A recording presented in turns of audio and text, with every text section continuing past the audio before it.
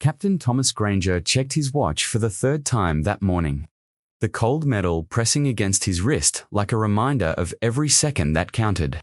The morning mist clung to the edges of the trees, curling around the skeletal trunks, like ghostly fingers, and he could hear the distant rumble of artillery echoing through the valley.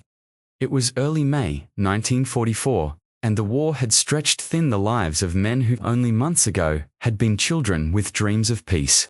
Granger's squad, small, nimble, and disciplined, had been tasked with reconnaissance along the German front lines, a mission whispered about with a mixture of awe and dread among the ranks.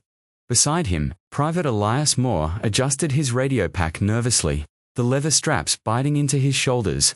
He was young, barely 19, but sharp, with eyes that seemed to drink in every detail of their surroundings. His hands trembled as he checked the dials.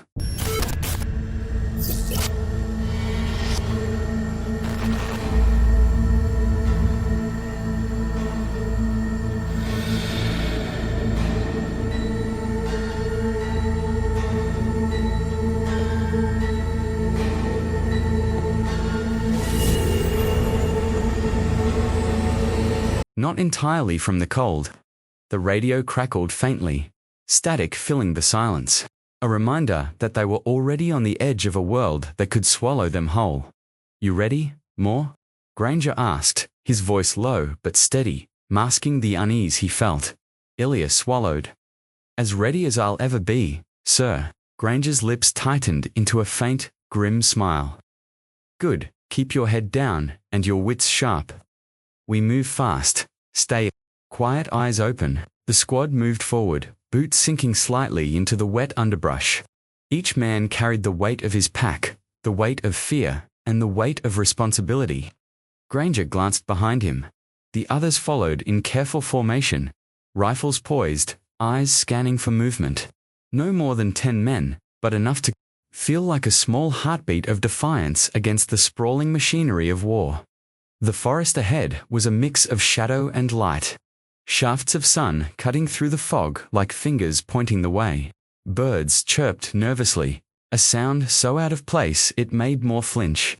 Granger's instincts told him the forest was watching, alive with unseen eyes. It had been quiet too long. Captain Moore whispered, almost to himself, "Do you think? They'll know we're coming." Granger paused, kneeling to adjust a strap on Moore's pack. His eyes scanned the tree line. "They always know, but that doesn't mean they'll see us. That's the difference between being hunted and surviving. Private, keep that in mind." A shiver ran down Moore's spine, but he nodded. Granger's calm was contagious in its own way, though it could not erase the gnawing knot in the pit of his stomach. They pressed on, moving through the thicket, branches snapping underfoot, each sound amplified in the quiet tension of the forest. The mission had been carefully planned, yet the air carried a deceptive serenity. The men joked sparingly to break the tension, Granger's dry humor cutting through the fear like a blade. "If the Germans see us and laugh, tell them we only came for a cup of tea," he quipped. Moore forced a smile. It was the briefest moment of relief before reality returned with crushing force. A sudden rustle to their right, too coordinated to be a deer made, the squad freeze instantly. Granger's hand rose, signaling halt. The forest held its breath with them, the mist curling, thicker, obscuring shapes in the shadows. "Something's off," Granger muttered, barely audible. He crouched, eyes darting along the perimeter. Moore's radio pack felt heavier now, every click and static pop magnified in his ears. He imagined it screaming warnings the others could not hear. They advanced cautiously, every step deliberate, every heartbeat loud. The distant thud of artillery grew closer, and with it, the sense that they were walking into something that had been waiting. Granger did not speak of the trap. He never had to. Fear had a language of its own, and the men spoke it fluently as they approached a small clearing. Granger knelt behind a fallen log, signaling the squad to take positions. Sunlight barely penetrated the canopy here, leaving the forest floor. A patchwork of shadows. Moore crouched beside him, eyes wide. He noticed something odd. Footprints that didn't match any allied pattern. A subtle disturbance in the moss that whispered of an enemy lying in wait. "Stay sharp," Granger said, his voice tight. "We're not alone." Moore nodded, every instinct screaming. And then, just as suddenly, the quiet exploded. Gunfire erupted from the tree line, echoing like thunder through the forest. Men shouted. The air smelled of smoke and earth. Granger fired, shouting orders, directing men into cover. Moore fumbled with his radio, trying to call in their position. The static shrieking like a banshee dot in the chaos. Faces blurred, shadows collided, and the squad became a fragmented wave of motion, each man trying to survive. Granger's heart pounded as he saw one of the men fall, another dragged behind a tree by the force of the attack. Moore froze, phone in hand, staring as his comrades disappeared into the smoke and gunfire. Granger grabbed Moore's shoulder. "Move, now," he yelled. They ran, weaving through the forest, hearts hammering, lungs burning. The trap had been sprung perfectly, mercilessly. For every step forward, they lost more of what they thought was safety. As the sun rose higher, casting the mist into sharp beams, the remaining men pressed on, unaware that each passing moment was another thread in a web of secrets they would never fully understand. Granger's jaw tightened. Somewhere in the depths of the forest, the enemy watched, waited, and smiled at their struggle.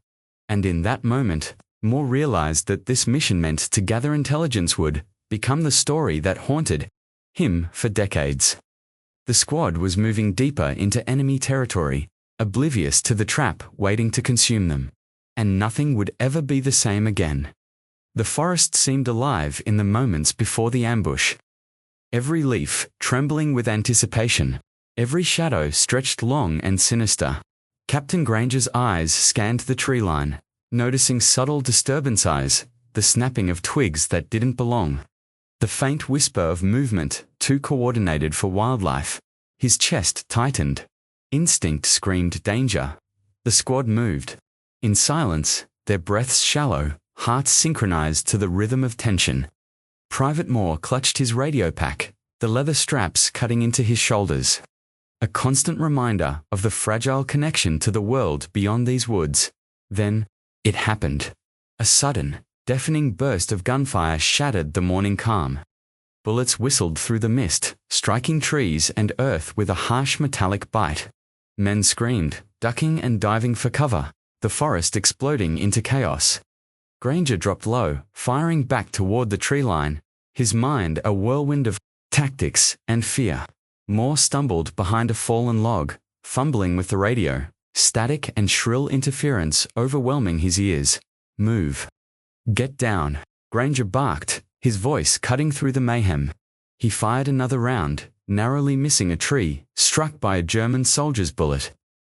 The squad was disoriented, small and vulnerable, against a force that seemed to know every inch of the terrain. Shadows flitted across the mist, and Moore caught glimpses of his comrades, some diving, some frozen, some disappearing entirely behind the dense underbrush.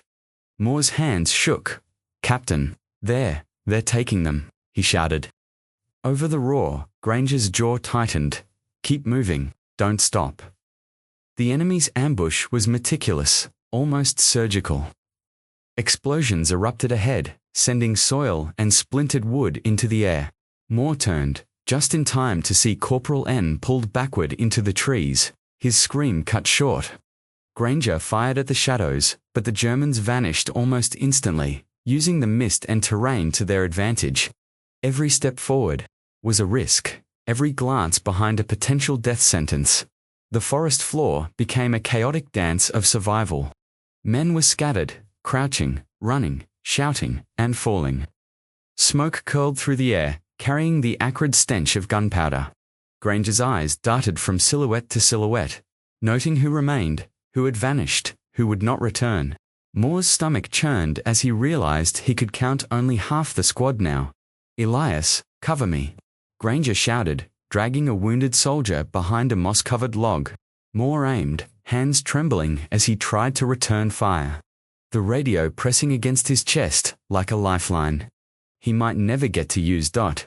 The ambush revealed more than just the enemy. It revealed cracks in trust, moments of hesitation, and glimpses of betrayal. Some men froze in fear, leaving openings for the Germans to exploit.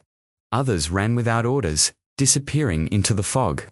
Granger felt the weight of command pressing on him, each decision a potential sentence for the men under his charge. A sudden explosion rocked the clearing.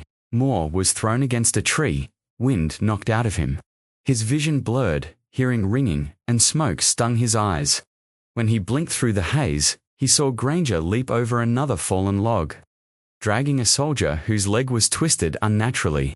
Beneath him, the scene unfolded like a nightmare, fragmented, surreal, and unbearable. "Hold together, we'll make it out," Granger shouted, though his voice carried only half conviction. His eyes betrayed the fear he could not show the others. Every shadow might conceal a bullet, every noise a trap. Moore, despite the chaos, clung to his duty, keeping the radio, operational signaling for extraction, trying to find some tether to the outside world.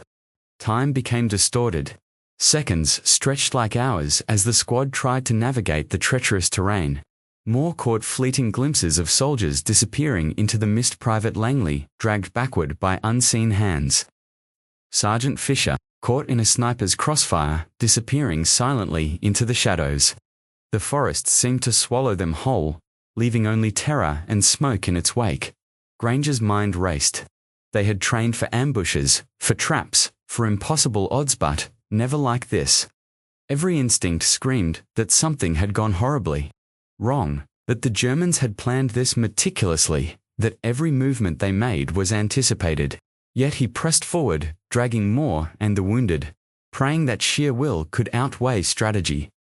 Amidst the chaos, Moore found himself muttering under his breath, almost as if speaking could make it real.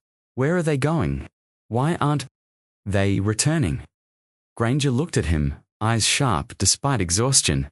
"They're gone, Ilias, some of them. We'll never see again, but we keep moving. That's all we can do." The ambush wasn't just a battle, it was a test, a psychological trap designed to fracture courage, to turn fear into paralysis. Moore's hands shook as he adjusted the dials, trying to make sense of the static. The radio sputtered weakly. There was no response, no backup. They were isolated. Completely. In a brief pause between bursts of gunfire, the forest grew eerily quiet. Only smoke swirled, twisting through the trees like serpents, and Moore could hear his own heartbeat pounding in his ears.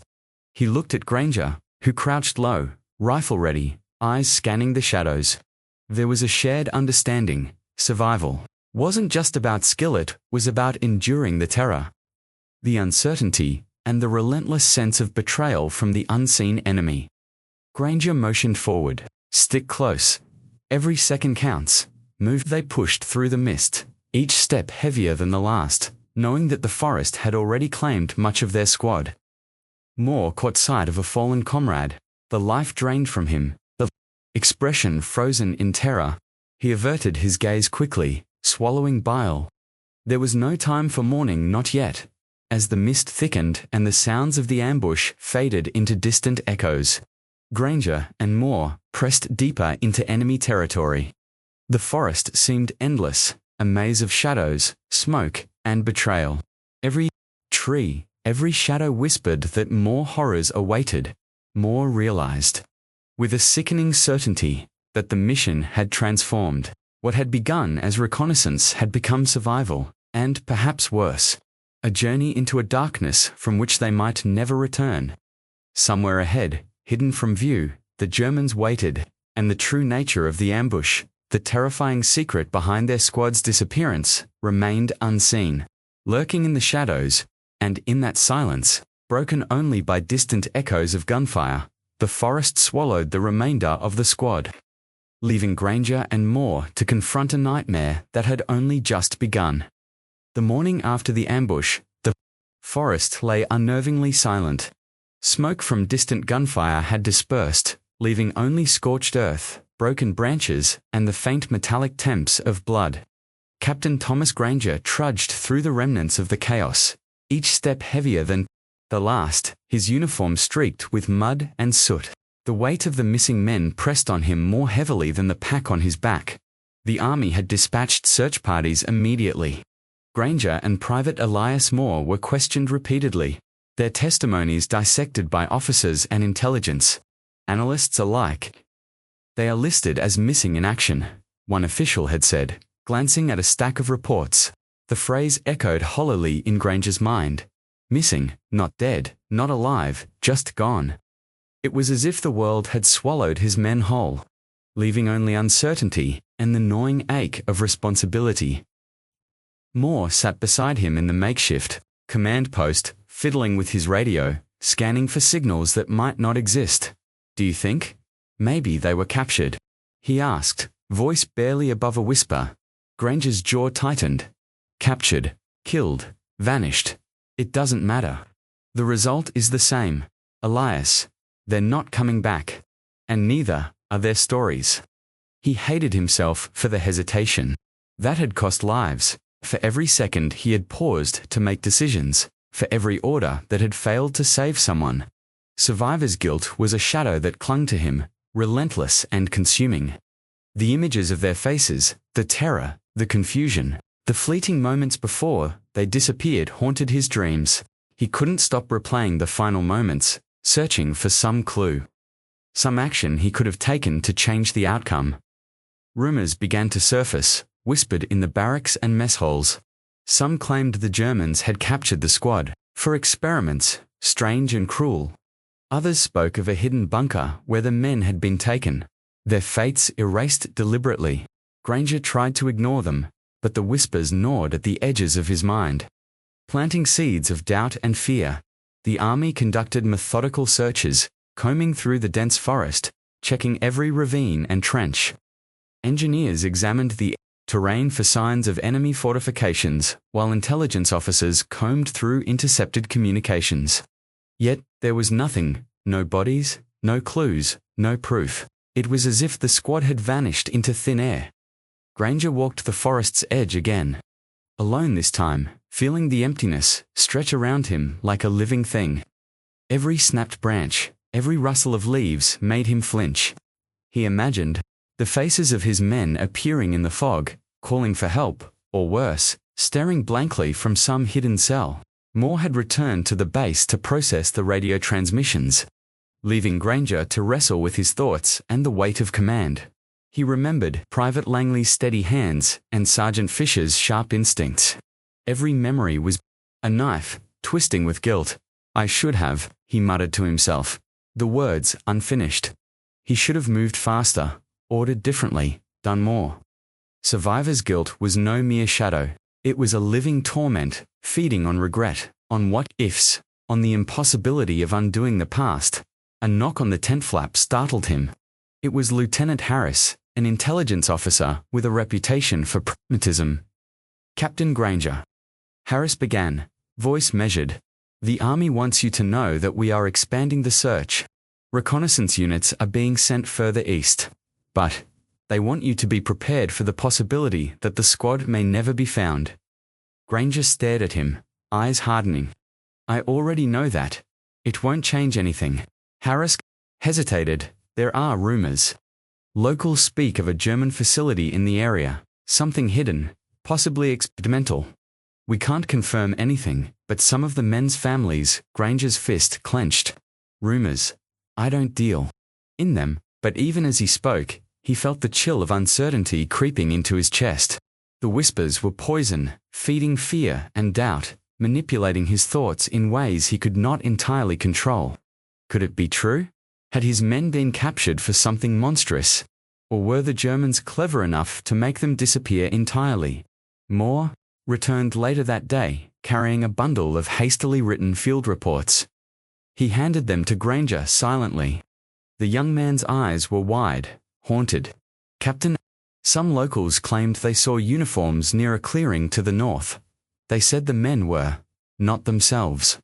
Moving strangely, Granger scanned the notes, swallowing bile. "Strange how?" he asked, though he feared the answer.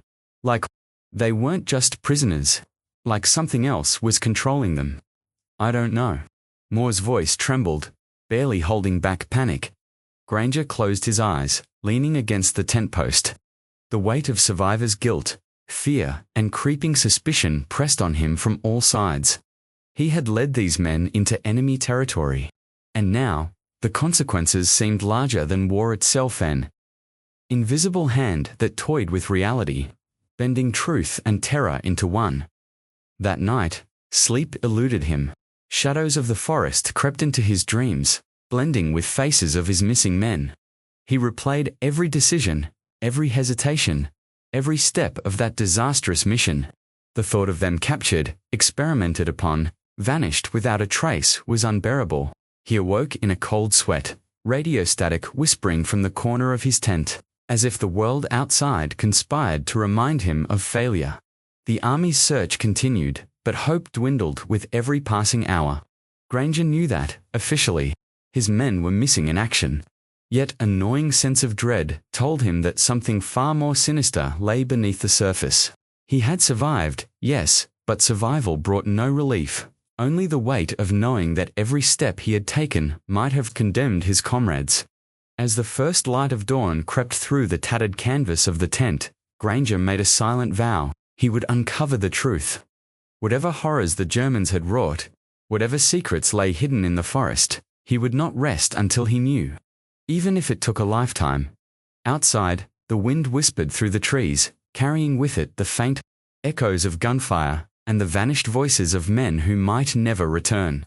Somewhere, hidden in the shadows, the truth waited, terrifying, patient, and unyielding. Granger pressed his hands together, feeling the sting of guilt sharpen into resolve. The missing squad would not be forgotten, and the secret that had swallowed them would not remain hidden forever. 45 years had passed since the forest had swallowed Captain Granger's squad.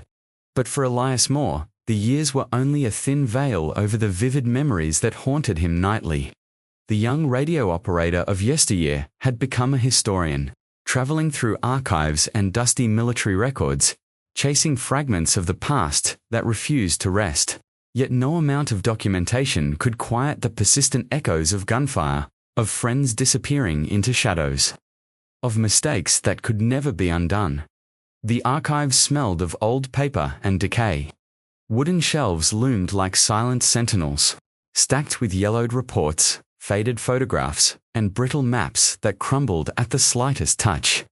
Moore traced his fingers along a file labeled MIA, Allied Recon, May 1944. His hands trembled. He had seen these records before, decades ago. But today, the lines seemed sharper, the emptiness between the words more suffocating.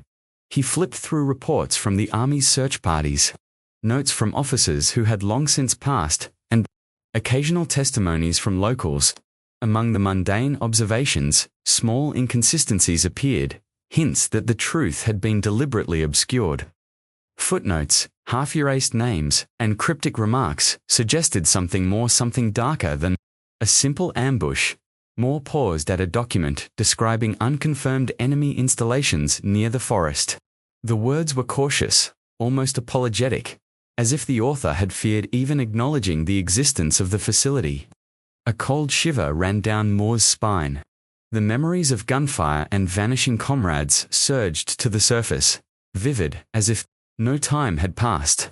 His heart pounded, a steady rhythm of dread.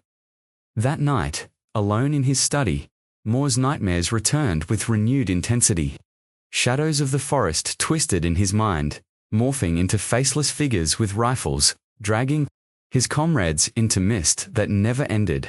He woke repeatedly, drenched in sweat, the ghostly cries of Langley, Fisher, and the others echoing in his ears.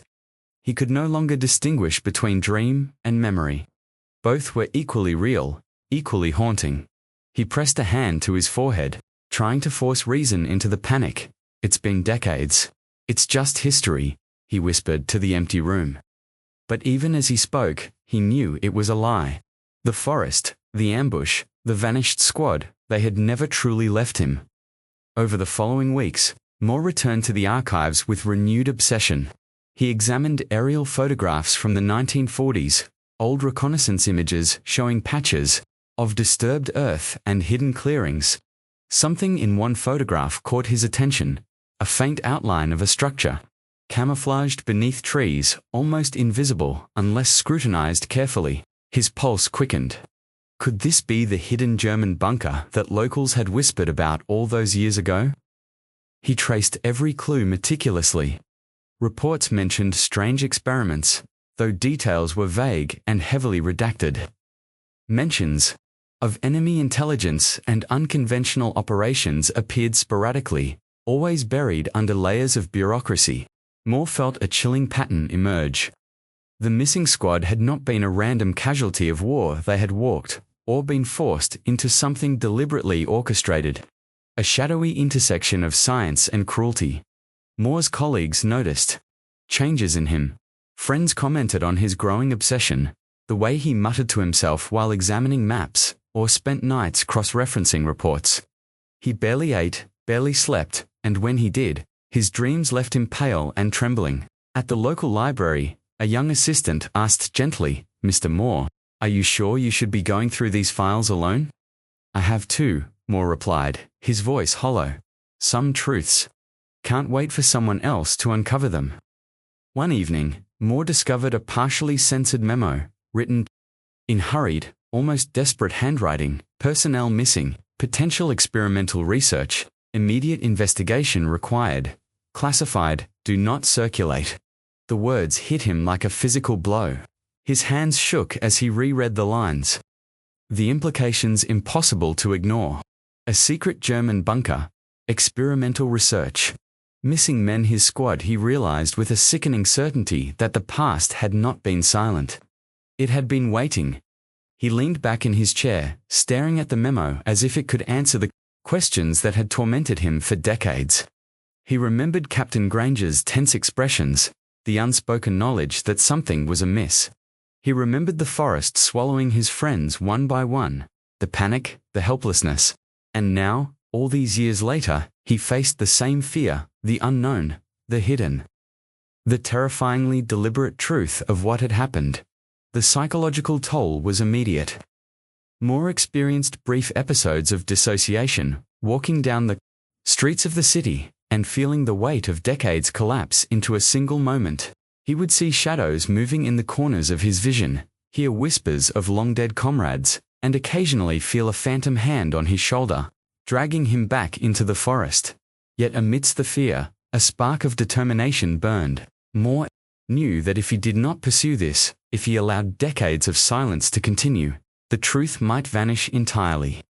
He began compiling his notes, cross-referencing locations, piecing together maps and testimonies. Each fragment of evidence felt like a key, and he realized with grim clarity that the bunker, hidden somewhere in the German-controlled forest, was the locus of the mystery he had carried for half a century. He contacted former military associates, individuals who had been stationed in the area during the war.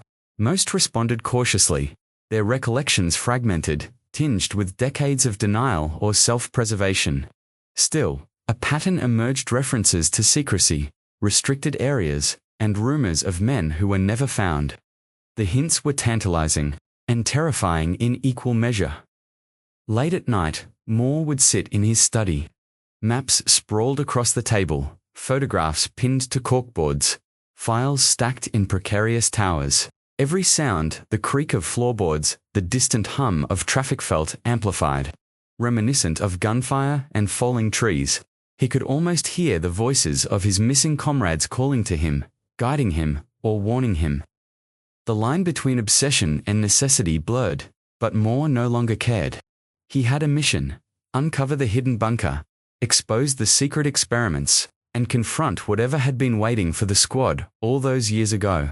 As dawn approached, Moore looked out the window at the city beneath him, the modern world unaware of the horrors buried decades before. He clenched his fists, resolve sharpening through the lingering trauma. The past was alive, and it would not remain hidden. Somewhere in the forest, the truth waited, patient and menacing, ready to reveal its chilling legacy. Moore exhaled, steadying himself. He knew the journey ahead would demand more than courage. It would demand confronting the ghosts that had tormented him for nearly half a century. But he could no longer ignore the call. The hidden bunker, the experiments, the fate of the missing.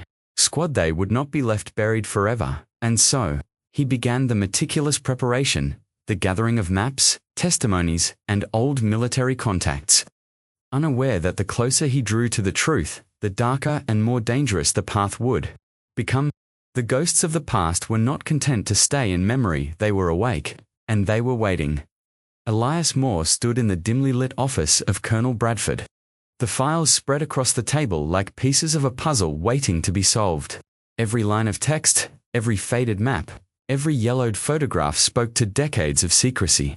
But Moore was no longer willing to leave them buried. "I need approval," Moore said, his voice steady despite the tremor he felt beneath his ribs. A small team retraced the path of Granger's squad. "We follow every lead, every clue. I've mapped the likely route based on the reports and photographs." Bradford leaned back, pinching the bridge of his nose. The office smelled of tobacco and old paper. "Moore, you know the army doesn't get involved in ghost stories. That squad has been missing for 45 years. You want to risk men for speculation." "It's not speculation," Moore replied, placing his hand firmly on a map. "These files indicate something deliberate, something hidden. The forest isn't just a battlefield, it's a trap. And if the bunker exists, I need to find it. I need to know what happened to my friends." Bradford's gaze hardened, but after a long pause, he nodded. "Very well. A small team. You pick the officers, you handle the coordination, but no unauthorized actions, understood?" Moore exhaled, a mixture of relief and tension. The approval was small, but it was enough. He immediately began assembling a team. Lieutenant Harper, a seasoned intelligence officer with a keen eye for detail.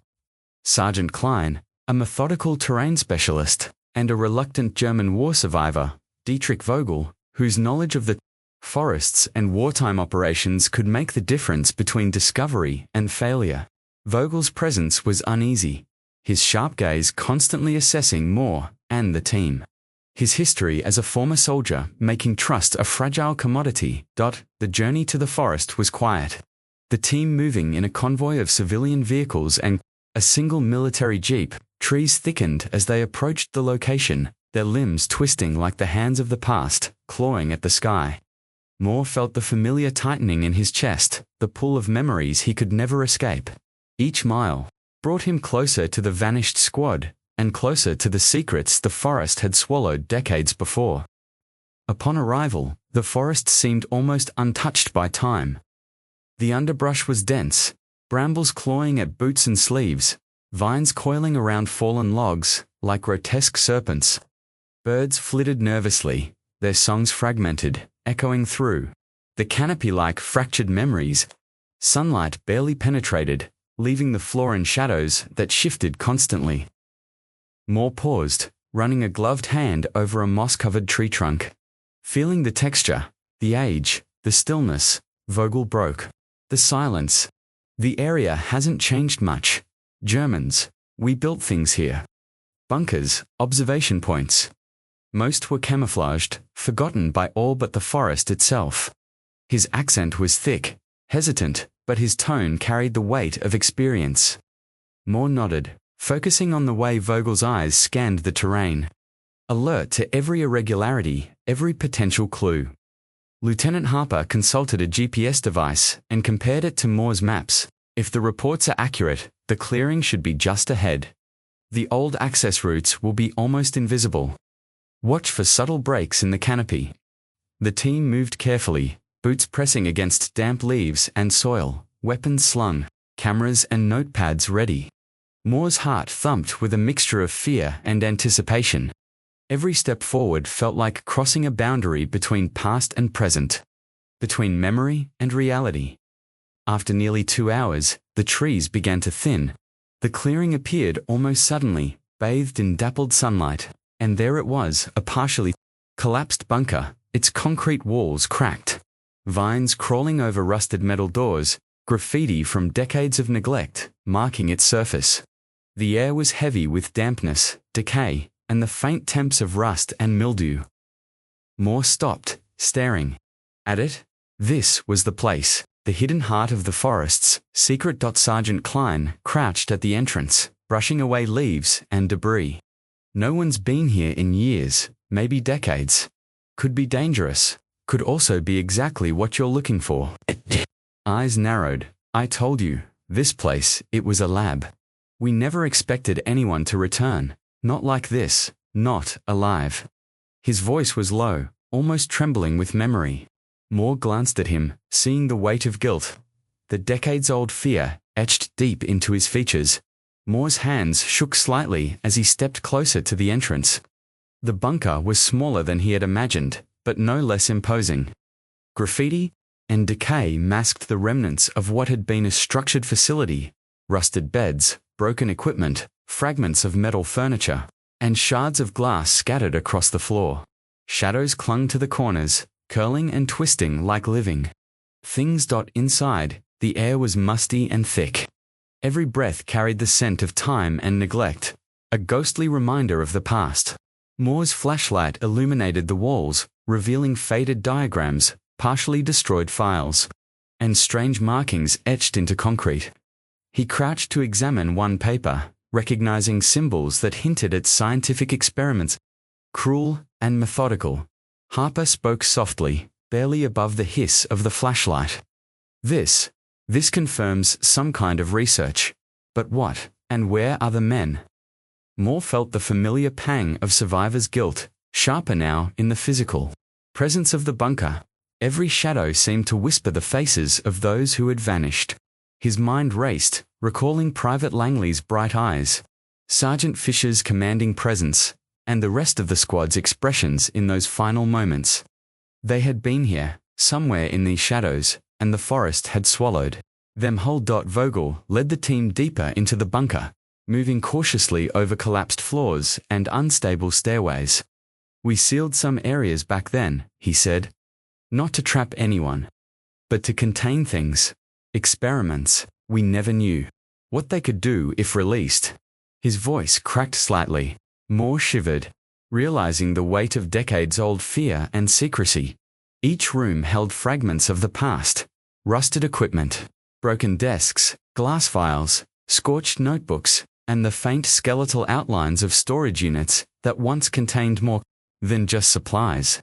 The oppressive atmosphere was suffocating, thick with decades of silence, secrecy, and decay. The bunker seemed alive in its stillness, echoing the memories of what had happened here long ago. Moore exhaled slowly, forcing himself to focus. We need to document everything, he said, pulling a notebook from his pack. Photographs, sketches, notes, every fragment matters. Harper nodded. Agreed. This is evidence. And perhaps the first real clue we have in decades. As the team worked, Moore felt the past pressing against him from every direction. The forest outside seemed quieter, watching, waiting. He realized that the bunker was not just a location, it was the key to unraveling the decades-old mystery of the vanished squad. Somewhere within these walls lay answers: the fate of his friends, the nature of the experiments, and the truth that the army had long feared uncovering. Moore's hand rested on a rusted door, cold and unyielding. He felt the weight of time, history, and memory converge.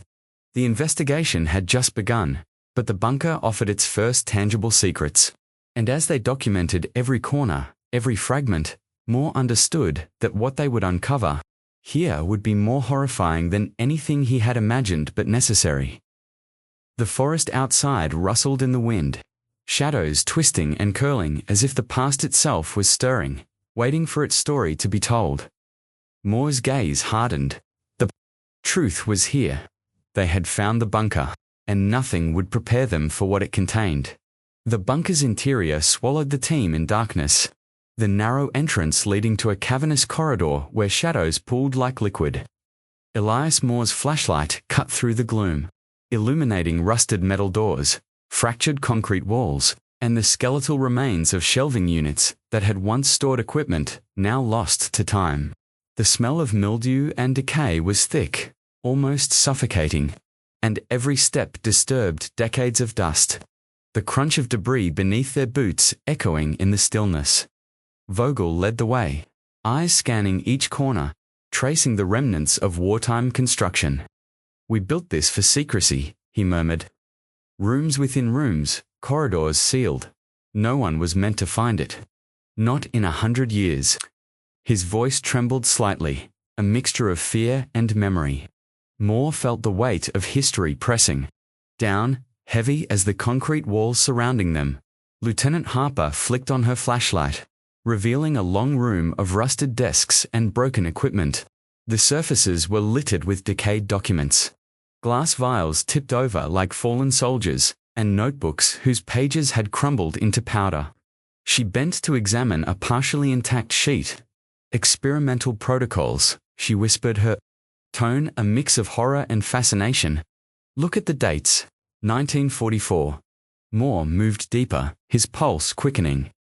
Every artifact felt like a message from the past, a piece of a puzzle that had tormented him for decades.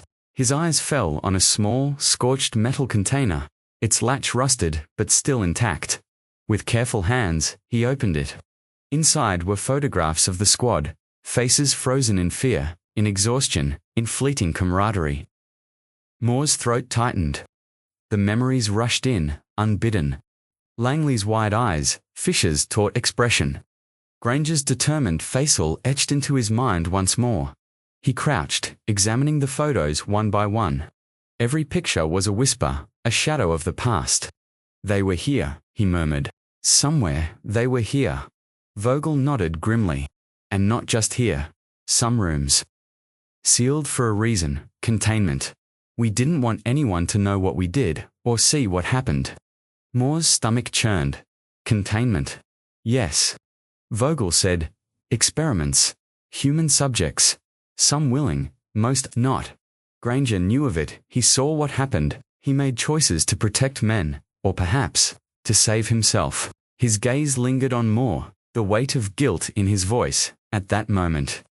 Moore's mind flashed to Granger, decades earlier, standing in the forest after the ambush. The decisions had been impossibly difficult. Stay and fight, retreat and survive, risk everyone for a few, or condemn some to protect the majority. In the dim, filtered light of memory, Moore saw Granger's face, haunted, trembling. Eyes darting between men, realizing that every command carried life or death. And that his choices were never purely tactical, they were moral crucibles. The team moved forward, carefully navigating debris and collapsed ceilings. A hallway branched into smaller, deliberately sealed rooms. Harper examined the locks and crumbling metal. "These weren't sealed by time," she said. "Someone did this intentionally." What were they hiding? Vogel's lips tightened. "The worst things we did. We thought secrecy would protect everyone, but it only contained horrors. Even us." Moore's heart pounded as they approached one of the sealed rooms. The heavy door resisted at first, then creaked open under Klein's prying tools. Inside, the air was colder, heavier, almost electric, with the remnants of what had occurred decades before. Broken beds lined the walls, rusted restraints bolted to the floor, and shards of glass glimmered faintly under the flashlights. The room seemed to pulse with memory, as if it remembered pain. Moore's gaze swept the space, landing on markings etched into the concrete. Numbers, dates, symbols that hinted at experiments, observation logs, and human subjects. A shiver ran through him. This was no ordinary wartime hideout. This was a laboratory of control, fear, and manipulation, a place where ethics had been suspended, and morality had fractured under the guise of duty. Harper's voice broke the silence. "Do you see this? They documented everything, every procedure, every outcome. Whoever was here, they recorded the suffering, and the disappearance of the men. It wasn't random." Hands shook slightly as he touched the edge of a desk. His mind involuntarily replayed Granger's decisions. The order to retreat, the hesitation to risk his own life for some of the men, the subtle ways he manipulated circumstances to protect what he could. Guilt, fear, and a desperate sense of responsibility surged through Moore. Granger had survived, yes, but at what cost? Vogel moved to a corner, pointing to a faded diagram of the facility. "See here." This section was deliberately hidden. Reinforced walls, ventilation to isolate it. Those who entered, many never left. Granger knew. He chose paths carefully. Some survived, some didn't. Moore's breath caught. The photographs he had seen earlier now merged with the cold reality of the bunker. His friends hadn't simply vanished, they had been absorbed into something monstrous. A consequence of human curiosity twisted into cruelty. Of war stretched beyond tactical battle into moral abyss. Klein stepped forward, flashlight revealing a pile of rusted metal containers. Inside were fragments of equipment, vials with faded labels, and journals scorched and brittle. Moore picked up one. The pages partially readable. Experiments, labeled Subject 12, 14, 15. Observations, responses, anomalies. He swallowed hard, recognizing the terrible meticulousness of the documentation. Harper studied another file, shaking slightly. These aren't just military experiments. They're psychological, physiological, cruel, and the missing squad. They were part of a tat, least partially, forced subjects. Moore exhaled, realizing the full weight of what they had uncovered. His mind flashed again to Granger in the forest, commanding, calculating, and carrying the burden of impossible choices. The horror of the bunker was compounded by the moral dilemmas, the knowledge that war had forced men into decisions that would haunt them forever. He stepped to the corridor, scanning the walls lined with symbols and graffiti. We need to document everything, but we need to proceed carefully. This is more than a ruin. It's a record of human cruelty, human fear, and human survival. Vogel nodded, his expression grim. And you must understand, Moore, that some truths change you. Some doors, once opened, cannot be closed. Moore's gaze lingered on a sealed hatch leading further down. The air around it seemed colder, heavier, almost alive with the weight of decades. He knew instinctively that beyond this hatch lay the core of the bunker's secret, the culmination of experiments. The final resting place of truths, too long hidden, and perhaps the remnants of his missing squad. He swallowed, steadying himself. We move forward, he said, voice low, but resolute. We uncover the truth, no matter how horrifying.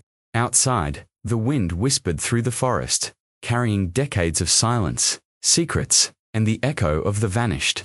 Within the bunker, shadows twisted in anticipation. The past was not finished, and the hidden horrors were waiting.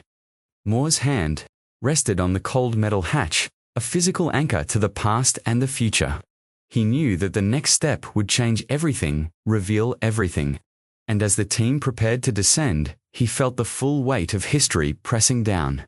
Heavy, relentless, and inescapable the deeper they ventured into the bunker. The heavier the air seemed to become, saturated with the lingering scent of decay and the faint metallic temps of rust. Shadows clung to the corners of every room, crawling along the walls like silent witnesses. Elias Moore's flashlight cut through the darkness, revealing more of the bunker's secrets. Peeling walls, rusted instruments, and fragments of humanity.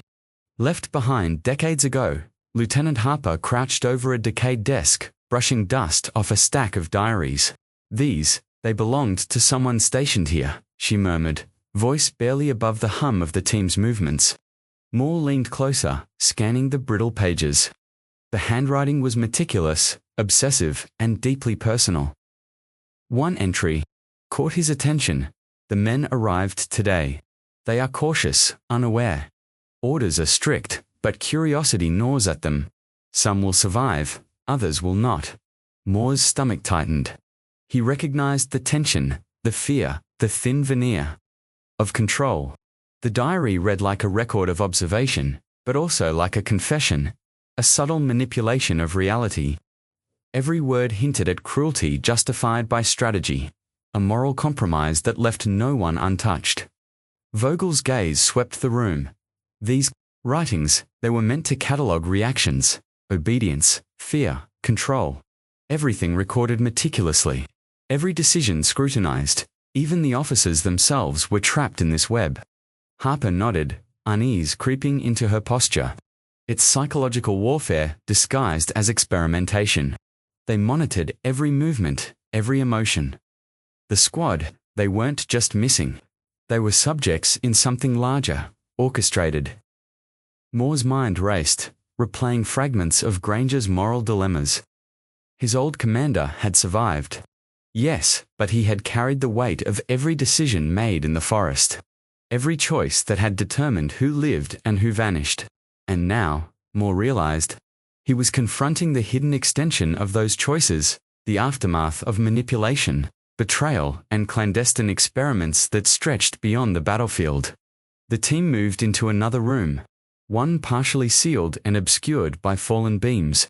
Harper pushed aside debris, revealing a series of photographs pinned to the wall. Faces of soldiers, some terrified, some resigned, stared back at them. Moore's breath caught. Among the images were his own comrades, Langley Fisher, Matthews. During their final hours, their expressions frozen in a moment of fear he had relived for decades. Moore, Harper said softly, "Are these your friends?" He nodded, swallowing hard, forcing himself to focus. Yes, they were here, observed, documented, and probably experimented on. Vogel's hands trembled slightly as he pointed to cryptic messages etched into the wall, symbols, letters, and numbers that suggested hierarchy, orders, and secret protocols. This is the code. Who did what? Who obeyed? Who survived? Even the officers, they weren't innocent. Officials on both sides manipulated these events. No one left unscathed. Moore examined the markings, tracing them with his finger. The patterns revealed alliances forged in secrecy, betrayals hidden beneath the surface, and collaborations that defied what he had understood about the war. It was as if the bunker itself whispered the dark undercurrents of loyalty and deception, a confessional frozen in concrete. Harper's voice broke the silence. Look at these lines. Orders to relocate subjects, references to experiments, mentions of surviving members. They knew exactly what happened to each man, and they documented it all. Moore exhaled slowly. Granger, he saw this. He must have made choices to protect what he could, and some he couldn't save. Maybe he even manipulated the Germans to spare them temporarily. Vogel nodded, his eyes distant. He tried, but the experiments were bigger than him, bigger than anyone in the field. Morality was optional. Survival was mandatory. And deception was everywhere. The team paused, letting the weight of the discovery settle. Silence filled the room, broken only by the distant creak of the bunker settling, like a living entity, exhaling decades of secrets. Moore's hands shook slightly as he reached for another diary. This one tucked into a metal cabinet. The squad resists at first, but compliance comes with fear. They are observant, intelligent. Some alliances form quietly friendships that are forbidden, trust that cannot exist openly. Betrayal waits in the shadows. The higher-ups will not tolerate disobedience. Secrets must be maintained at all costs. Moore's chest tightened. The diary described the very fears and alliances that had shaped the squad's last mission. Forbidden trust, whispered counsel, and inevitable betrayal.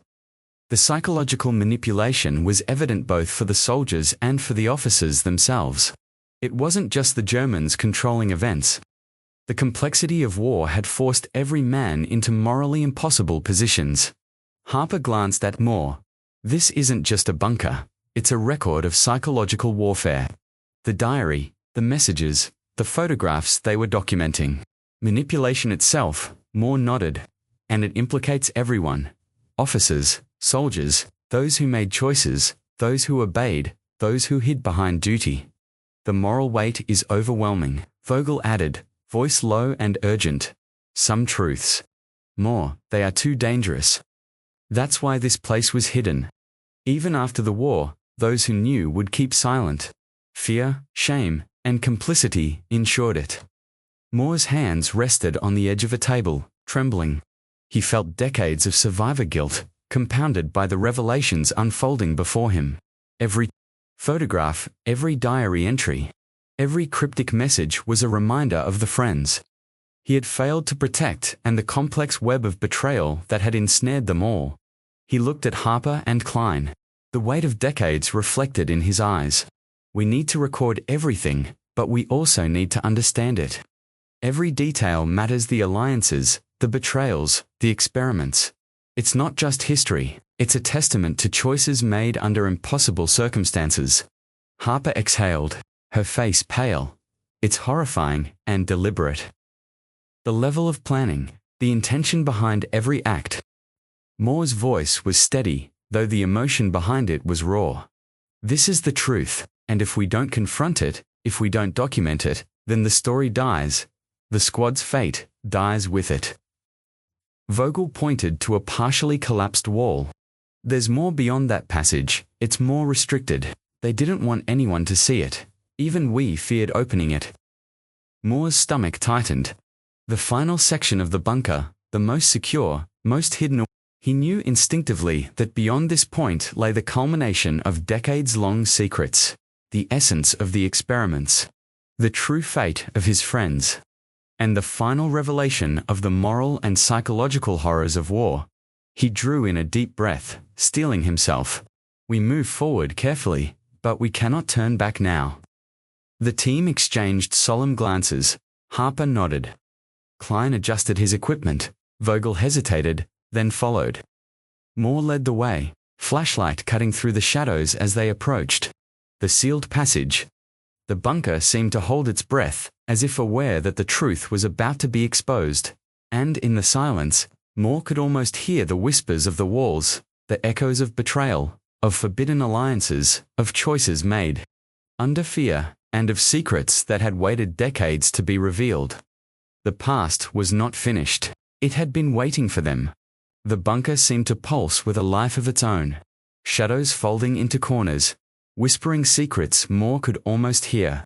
The team paused at the threshold of another narrow corridor, the air thick with dust and the faint metallic temps of decay. Each step echoed against concrete walls that had held decades of silence. A silence now fractured by the presence of the investigators. Moore's flashlight cut through the gloom, illuminating rusted equipment, shattered glass, and fragments of journals.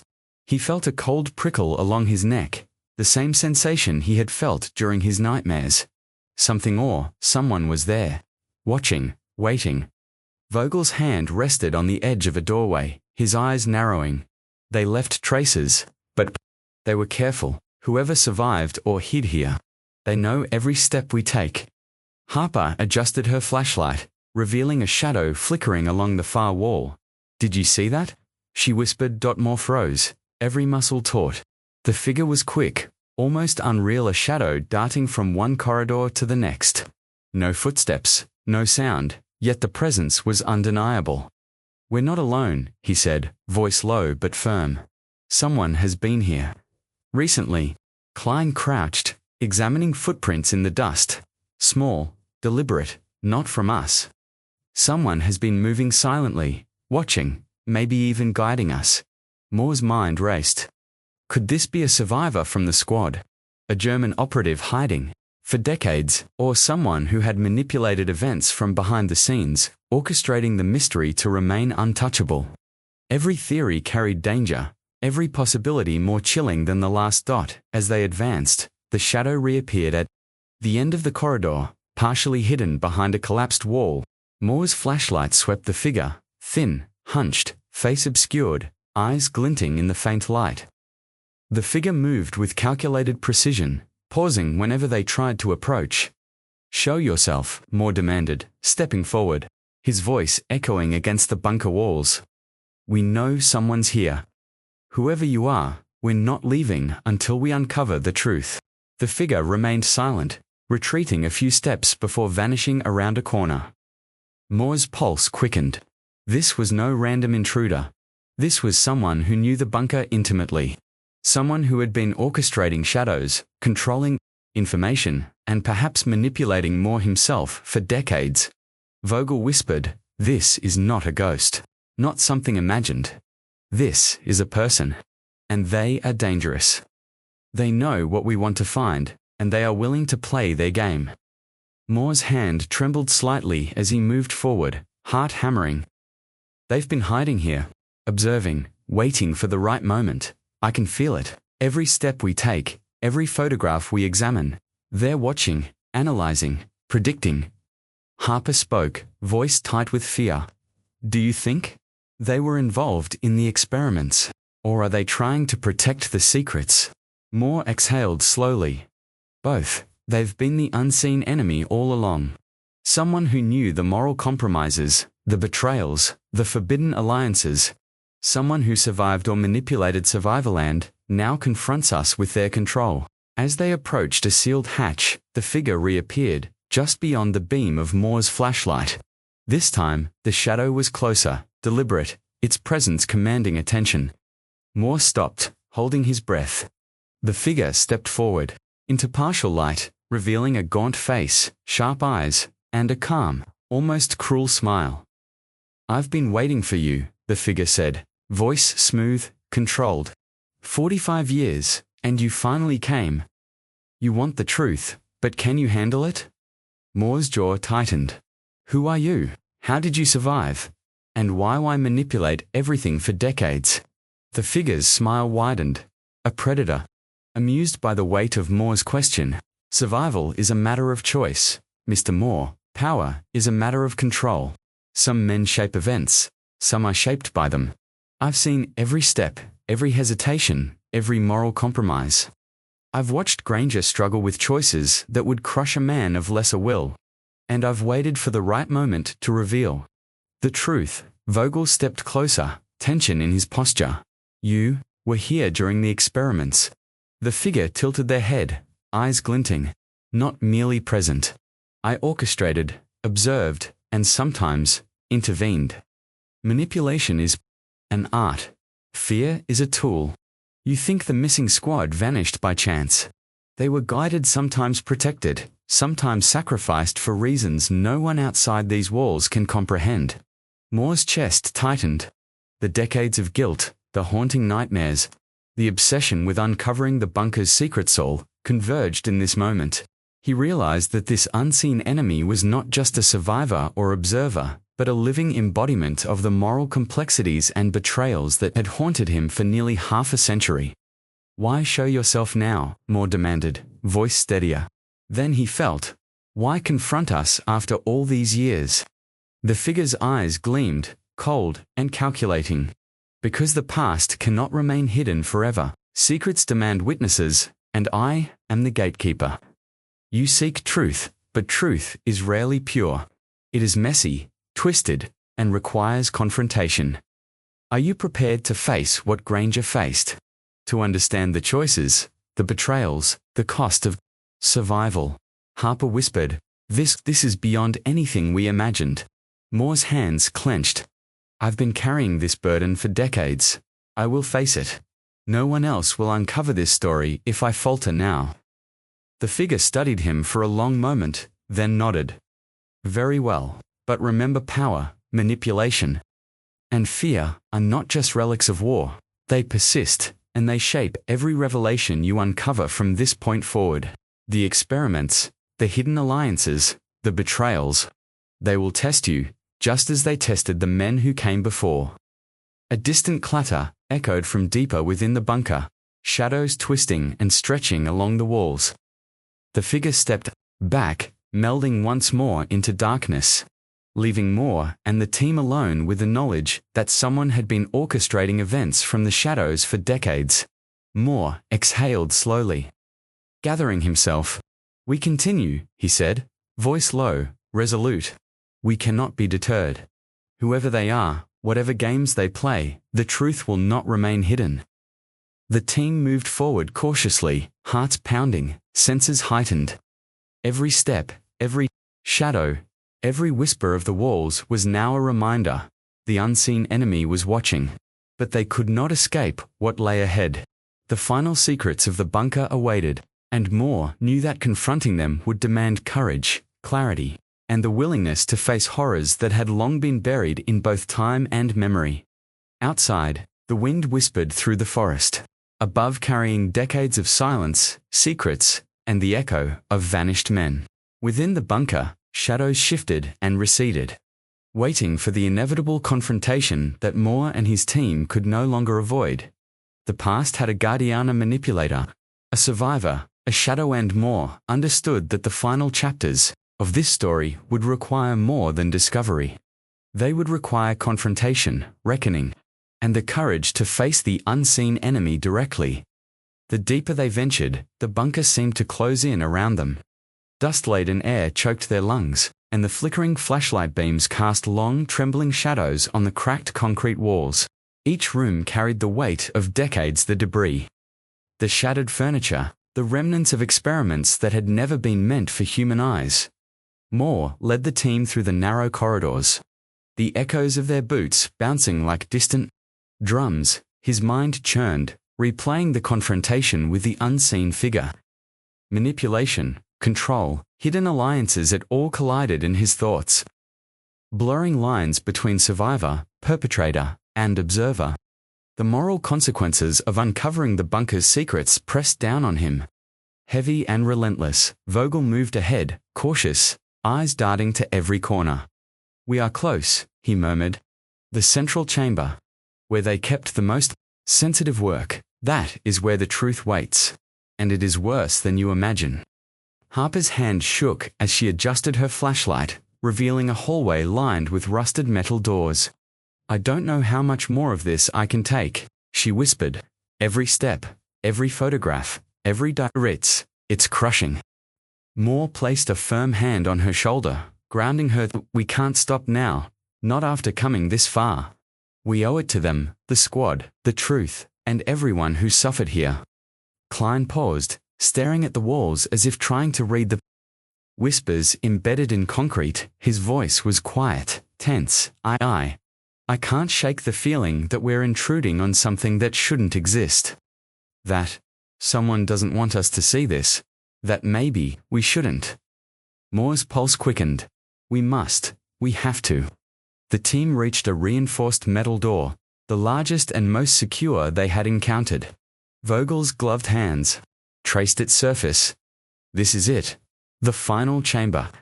The heart of the experiments. The place where decisions were made, where lives were lost. Moore inhaled, bracing himself. "Open it." The door groaned as Klein pried it ajar. A cold gust of stale air met them, carrying the scent of rust, decay, and something darker, something unmistakably human. They stepped inside, flashlights illuminating a large room lined with rusted cots, shattered instruments, and walls covered with cryptic markings, diagrams, and photographs. Moore's gaze fell on a collection of photographs pinned haphazardly. Across a metal board, faces of the missing squad stared back, frozen in fear, exhaustion, and the fleeting moments before their final decisions. He felt the old, familiar pang of guilt, sharper now in the presence of tangible evidence. Each photograph was a ghost, each expression a reminder of choices made, lives lost, and the unrelenting weight of war. Flashbacks surged unbidden. Moore remembered the Ambushdor explosion, the gunfire, the chaos. Granger shouting orders, trying to protect as many men as possible, his face taut with fear and responsibility. Langley screaming, stumbling, then vanishing into smoke and debris. Fisher pinned down, eyes wide, blood streaking his uniform. The squad's final moments were etched into Moore's mind, now mirrored in the bunker's haunting visual record. Harper's voice trembled. This is worse than I imagined." They were documenting every reaction, every moment of fear, every moral compromise. Even the officers. It was all recorded. Moore felt a cold weight in his chest, his hands shaking slightly as he lifted one of the diaries. The pages were fragile, brittle with age, yet their words spoke with unflinching clarity. The squad struggles. Some obey, some resist. Fear and loyalty collide. Choices must be made, some live, some are sacrificed. Observation is constant. Manipulation is essential. The room pressed down on them, thick with despair. The psychological toll was immediate and overwhelming. Harper backed away from a wall, her breaths shallow, eyes wide. I can't process this." Klein's face went pale, and he suddenly stumbled to his knees, clutching his head. No, this is too much. Too much. His voice broke into a frantic whisper, a mixture of terror, grief, and disbelief. He rocked slightly, muttering fragments of German commands, soldier names, and incoherent cries. Moore rushed to him, kneeling beside the trembling man. "Focus on my voice," Moore said firmly. "You're safe. We're here. We're uncovering the truth together. Breathe, Klein, breathe." Vogel stepped closer, placing a steadying hand on Klein's back. The bunker, it manipulates the mind. It's designed for control, observation, fear. Don't let it consume you. Moore's own heart pounded, his chest tight. The psychological intensity of the bunker, the diaries, the photographs, and the flashbacks collided in his mind. He could feel Granger's moral dilemmas pressing down on him, the impossible choices, the manipulation of survival, the ethical compromises made in the chaos of war. He sank to a nearby cot, hands resting on the cold metal. Memories of the squad, alive just moments before vanishing, haunted him. Langley's laughter, Fisher's stubborn defiance, Matthew's quiet strength, all intertwined with guilt, responsibility, and the cruel weight of hindsight. The emotional fracture within Moore mirrored the unraveling of the investigative team. Harper knelt beside him, voice low. "Do you think they manipulated him, Granger? That he had no choice but to play their game?" Moore nodded slowly. He did what he could, but even the best intentions, they weren't enough. Survival required compromise, obedience, and manipulation. And now, we are seeing the consequences. Vogel's voice was grim, and consequences aren't just historical, they affect you now. This room, these artifacts, they are a test of endurance, morality, and understanding. One step further, and there's no turning back. The team's resolve strained under the emotional weight, the psychological manipulation of decades-old secrecy, and the chilling reality of human cruelty documented within these walls. Moore realized that uncovering the truth required facing not just the horrors of war, but the moral fractures embedded within every decision. He stood slowly, voice firm despite the heaviness pressing against his chest. "We proceed carefully, but we cannot stop. The squad deserves the truth. History deserves the truth. And we will not leave until it is uncovered, no matter the toll." Harper exhaled, shakily, straightening. "We follow you, Moore, but we must remain vigilant. The bunker, it tests everyone who enters." Klein's trembling slowed, though his eyes remained haunted. Vogel's face was taut, aware of the long shadows the past had cast. The central chamber was only the beginning. Deeper secrets waited, and Moore knew that uncovering them would demand confronting every moral compromise, every betrayal, and every consequence of decisions made decades ago. Moore moved toward the far end of the chamber. Flashlight cutting through the darkness, illuminating more photographs, more diaries, and a sealed hatch partially obscured by rubble. The unseen enemy had orchestrated events with precision, but the bunker's final secrets beckoned. As he touched the hatch, Moore felt the full weight of history and guilt, of choices made and lives lost. The team followed, each step heavy with the psychological cost of confronting decades-old horrors. The bunker had pushed them to the breaking point, testing not only their endurance but their capacity to face truths that were darker than any battlefield. Outside, the wind rustled the trees above, carrying decades of silence, shadows, and whispers of vanished men. Inside, Moore and the team faced the heart of the bunker. The final confrontation between history, morality, and the human cost of secrets kept too long. The past was waiting, and they were about to meet it head-on. The sealed hatch groaned as Moore pushed it open, revealing a narrow staircase descending into the bowels of the bunker. The air grew colder, heavier, thick with decades of stagnation and secrecy. Each step echoed, the sound bouncing off concrete walls like the muted cries of the past. Moore led the team carefully, the beam of his flashlight cutting through darkness that had never been disturbed. At the bottom, the chamber expanded into a larger room, dimly lit by faint sunlight seeping through cracks above. The remnants of experiments sprawled across the floor, Overturned cots, rusted restraints, broken instruments, and glass containers containing traces of long-decayed substances. Moore's stomach turned. Every artifact was a testament to cruelty, control, and human suffering meticulously documented and hidden from the world. Vogel stepped forward, eyes scanning the room.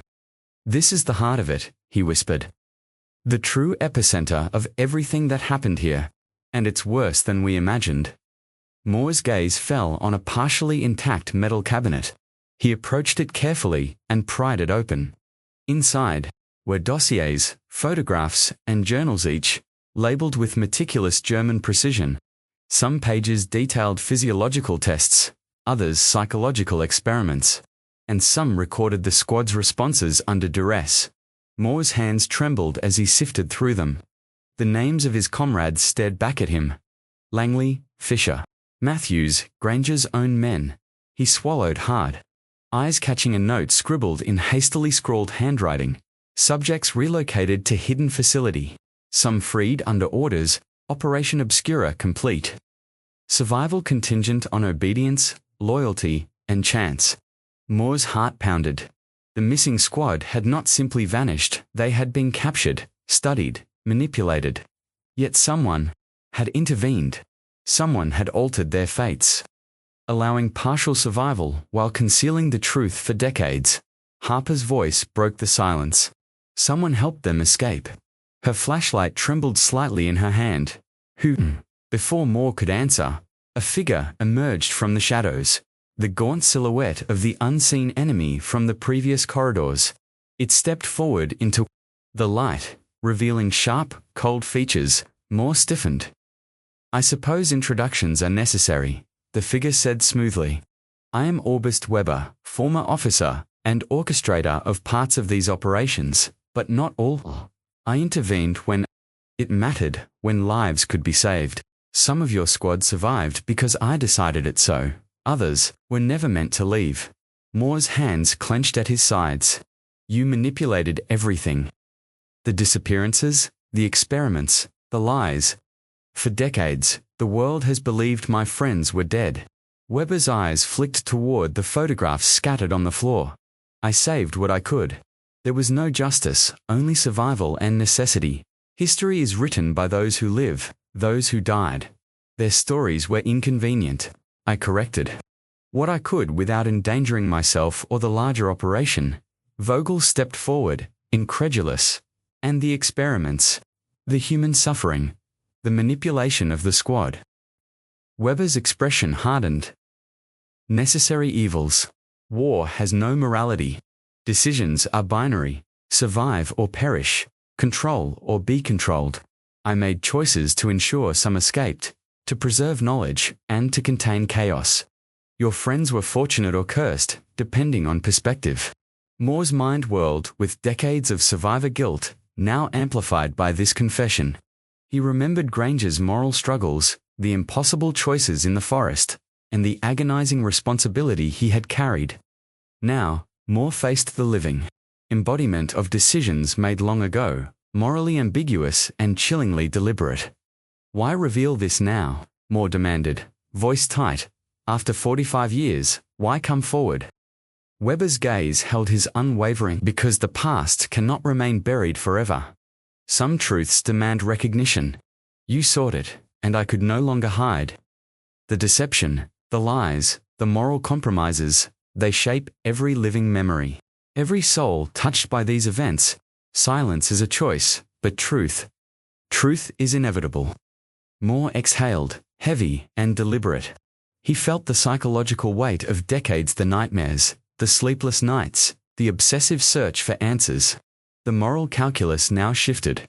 Expose Weber and the decades of deception, or maintain the fragile piece of history, leaving many secrets buried.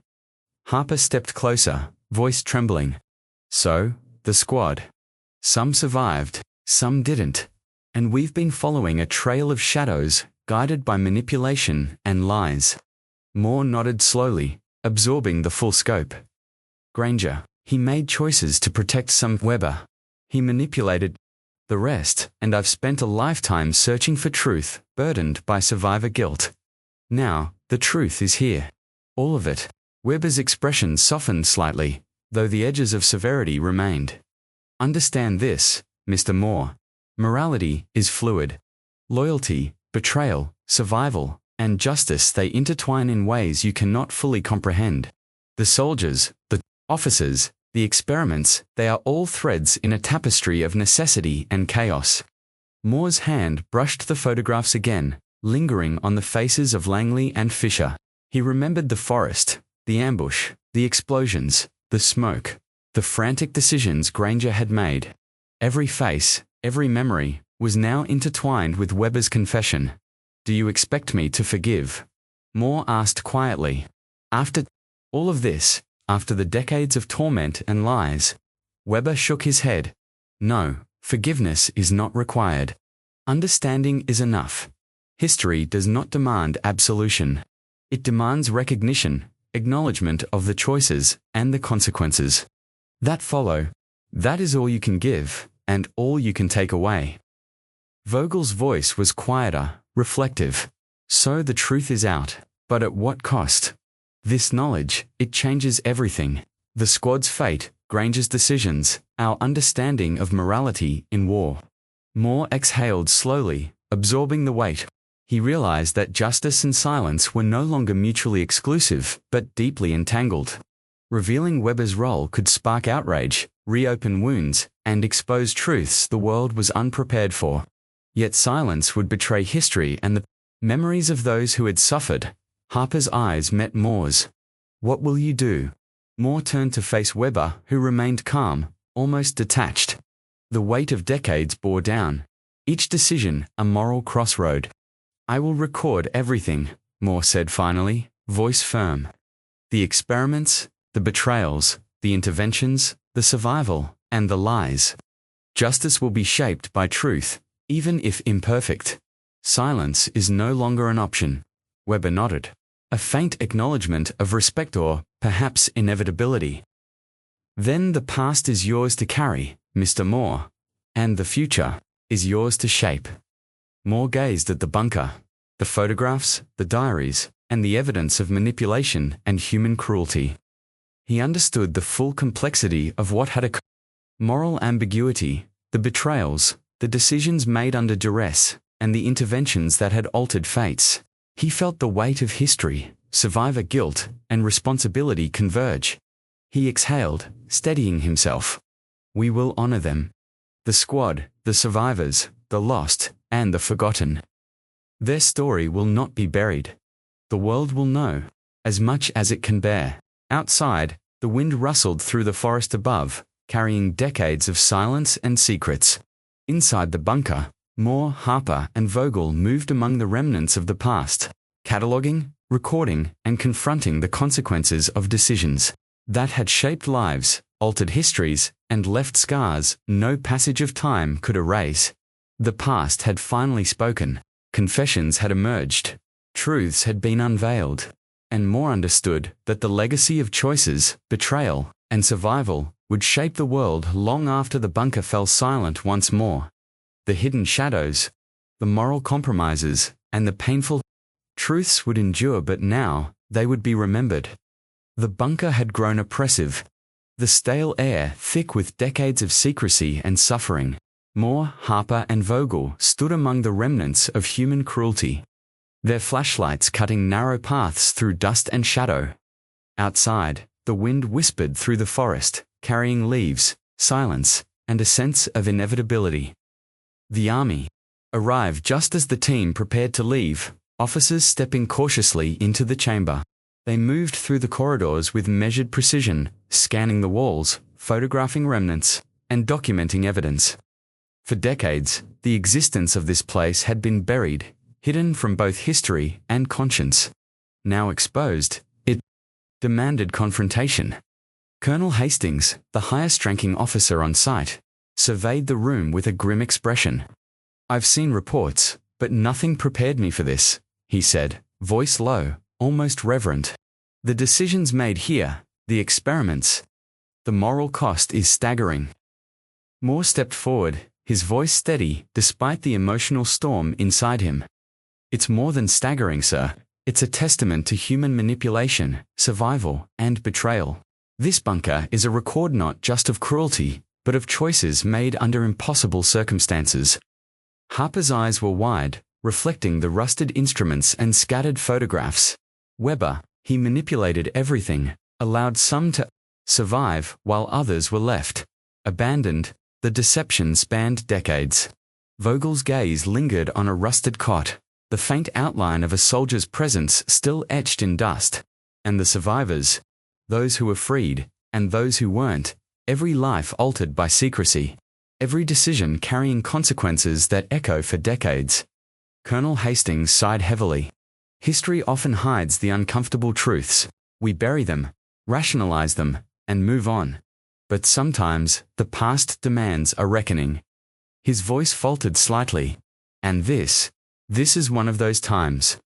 Moore led the army officers toward the hatch, toward the final chamber they had catalogued earlier. The photographs, diaries, and dossiers waited like silent witnesses, each item a reminder of suffering, courage, and betrayal.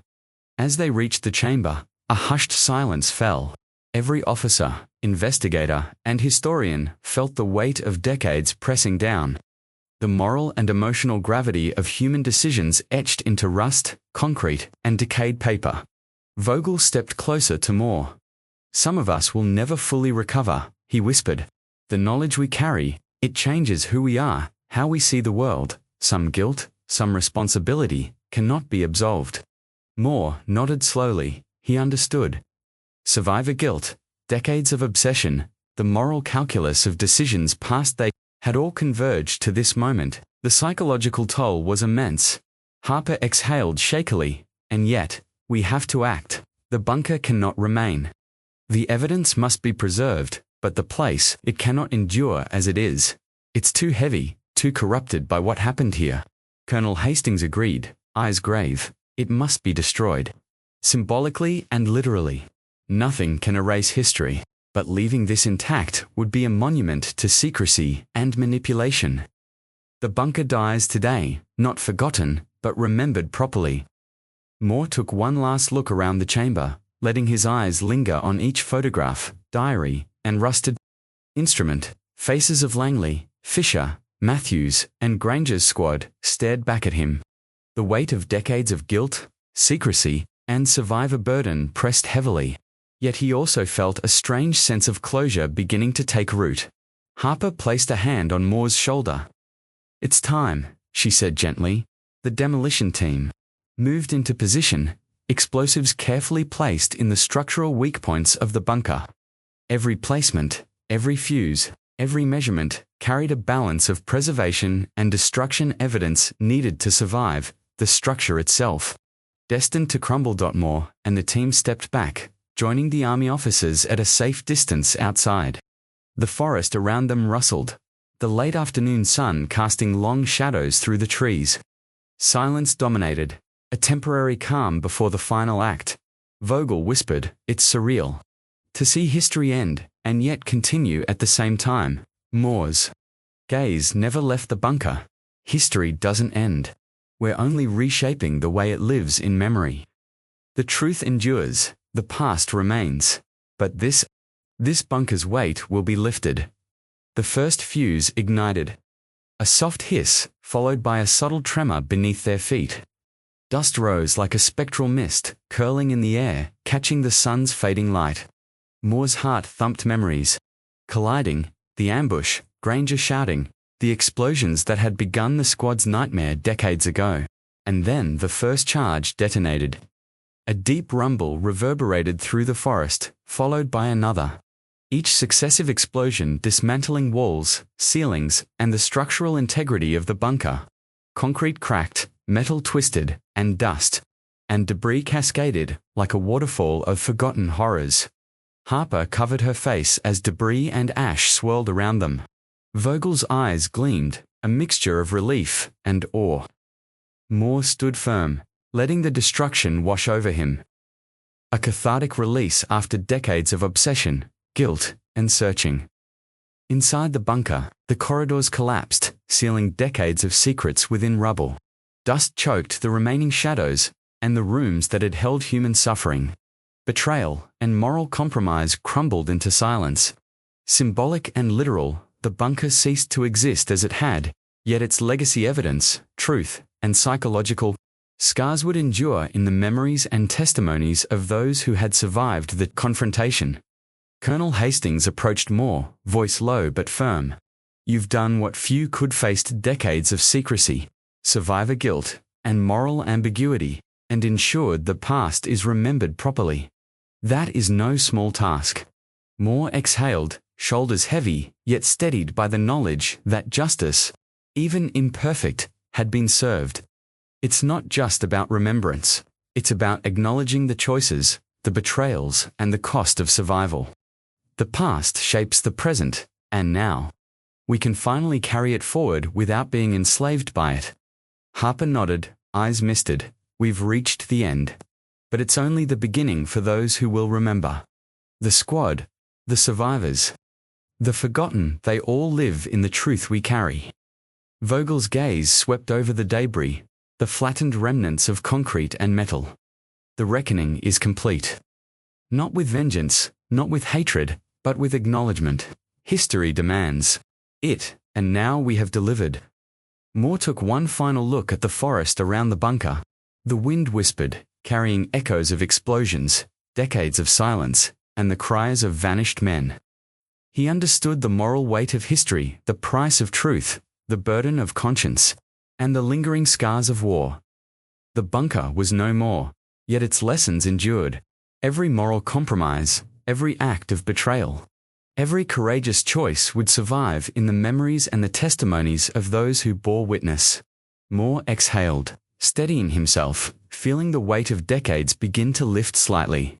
Justice had been pursued, truth had been unveiled. And while not every wound could be healed, every secret had been confronted, and in that moment, among the crumbling debris, the scorched memories, and the fading echoes of human suffering, Moore understood that the reckoning was complete, not just for the bunker, not just for the squad, but for every survivor, every witness, and every shadow of the past who had waited 45 years for acknowledgement. The forest absorbed the smoke and dust, sunlight breaking through the treetops, glinting off scattered remnants of metal and stone. Moore, Harper, and Vogel walked away from the rubble, the past behind them yet alive in their conscience. The weight of decades slightly eased by the courage to confront truth. The bunker had fallen. History had been reckoned, and the final act of remembrance had begun. Moore returned to his small, dimly lit home, the weight of decades pressing on his shoulders like a leaden cloak.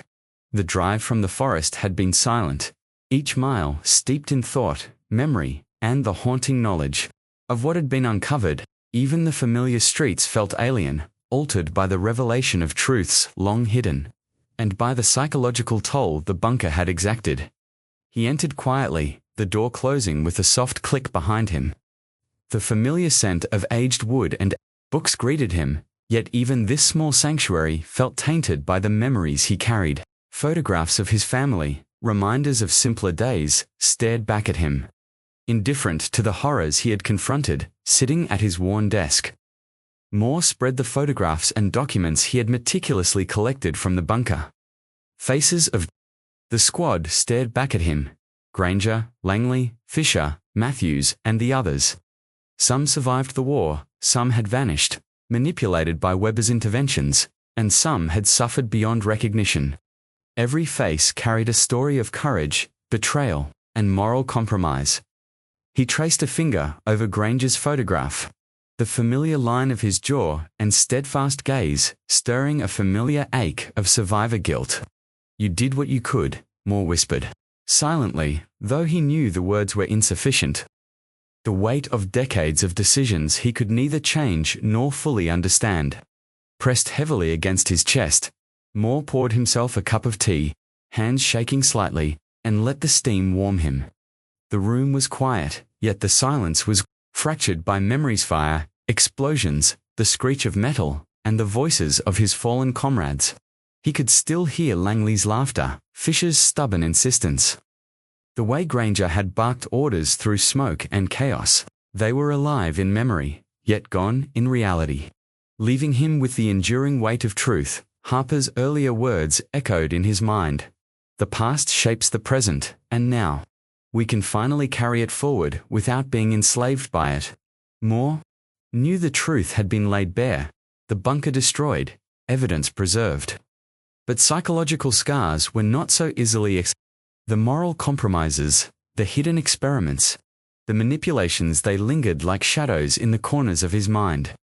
Ready to emerge in nightmares and unguarded moments, he opened one of the diaries he had recovered, its pages brittle and faintly acrid with age. The entries described not only the squad's experiences, but Weber's meticulous observation, the choices that led to survival or demise, and the ethical ambiguities that had defined each moment of captivity. Moore read, quietly absorbing each word, each hesitation, each act of moral compromise. The horror of it was suffocating, yet necessary to remember. A subtle knock at the door pulled him from his thoughts. It was Harper, her expression cautious but resolute. She stepped inside, carrying a box of photographs and documents, her eyes meeting Moore's with shared understanding. "I thought you might want these," she said softly, placing the box on the desk. "They're organized, catalogued, everything the Army allowed us to preserve. The world will know, eventually. But more importantly, will remember them correctly." Moore nodded, swallowing hard. It's not just about remembering, it's about understanding what they endured, what choices were forced upon them, and the consequences those decisions had on everyone involved, even us, decades later. Harper moved closer, her gaze lingering on the photographs spread across the desk. "And yet some truths, some darkness, may never fully vanish. You'll carry it with you forever." "I know I will." He nodded slowly, feeling the truth of her words. The psychological scars, the moral weight, the survivor's guilt, they were indelible. Not something that could be neatly resolved with documentation or recognition. The past was alive in memory, in consequence, and in the shadows that lingered at the edges of consciousness. Moore rose and walked to the window, staring out at the quiet streets below. The evening sun painted long shadows on the pavement, mimicking the long-reaching impact of the bunker and the choices made within it. He imagined the squad, the friends and comrades who had vanished, and those who had survived, each one carrying their own burden, their own memories, their own shadows. He thought of Granger, resolute in the forest, making impossible choices. Langley, stubborn yet loyal. Fisher, courageous but doomed. Matthews, quietly brave. And all the others, each face etched into memory with precision and love. The knowledge that Weber had manipulated events, controlled outcomes, and rewritten fates was chilling. Yet it brought a strange clarity. The world had not known the full story. And now, it would at least partially. Moore sat back at his desk, the weight of the past settling around him like a shroud. He picked up a pen, opening a blank page in his notebook. He began to write, carefully, deliberately, recording every detail, every revelation, every moral ambiguity. This was his task, his duty, not to erase the shadows, but to ensure they were remembered, honored, and understood. Outside, the wind rustled through the trees, carrying faint echoes of the forest, the explosions, and the vanished voices. Moore paused, mid-sentence, listening. In that moment, the past felt uncomfortably close. A presence lingering despite decades and distance. He knew the scars would never fade. Survivor guilt, moral compromise, and the burden of knowledge would remain. Yet in honoring the squad, in recording the truth, he had found a fragile semblance of closure, not peace closure. A recognition that the shadows were permanent, but they could be acknowledged, understood, and carried with care. Moore leaned back in his chair, eyes closing. For a brief moment, the weight on his chest remained, but it was tempered by purpose. The squad's memory would endure, their story preserved in detail, and the consequences of moral compromise exposed. Yet, a lingering unease persisted, a reminder that some truths are too dark to fully vanish, even when illuminated. Harper's voice broke the silence. "You'll need rest," she said gently. "We've done everything we can here. Tomorrow, the world will begin to understand. Tonight, we remember. Moore nodded, letting the words sink in. He knew that even in memory, the bunker, the squad, and the moral fractures it revealed would never truly disappear. Some shadows were eternal, and some truths too dark to ever be fully reconciled. He stood and moved to the small memorial he had set up in his Homer simple arrangement of photographs, letters, and artifacts honoring the squad. He placed a single candle in front of the display, letting its flickering light dance across familiar faces frozen in time. The shadows cast by the flame seemed to whisper, carrying the voices, the decisions, the sacrifices, and the memories that would never fade. Moore whispered a final acknowledgement, not a prayer, but a vow. We remember, we honor, and we carry you forward. The candle flickered and danced, shadows stretching across the walls, reaching into corners both light and dark. Outside, the forest continued to whisper, the echoes of vanished men, hidden experiments, and long-buried truths drifting across time. Moore understood that while the bunker was gone, while history had been confronted, some shadows were immortal, lingering beyond the reach of closure, haunting the spaces where truth and memory intersected. He returned to his desk, pen in hand, and continued to write. The room was quiet except for the scratch of ink on paper, the flicker of candlelight, and the ever-present shadows that refused to vanish. He wrote for the fallen, the survivors, and for himself. And in that act, he found the smallest solace. The truth remembered, the squad honored, and the dark edges of history finally illuminated, if only partially. Yet, even as he wrote, he felt the subtle, inescapable truth.